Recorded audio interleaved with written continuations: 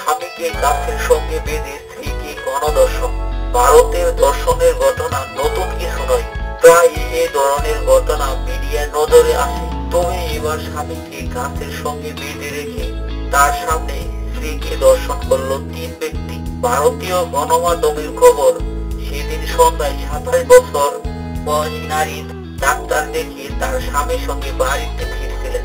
পথের মধ্যে অভিযুক্ত 3 ব্যক্তি মোটরসাইকেল করে যাওয়ার সময় দাম্পত্যকে দেখে আচমকা বাইক থামিয়ে ঘিরে ধরে। এরপর স্বামীকে গাছের সঙ্গে বেঁধে নারীর উপর পাশবিক নির্যাতন চালায়। 3 অভিযুক্তদের বিরুদ্ধে থানায় FIR দায়ের করা হয়েছে।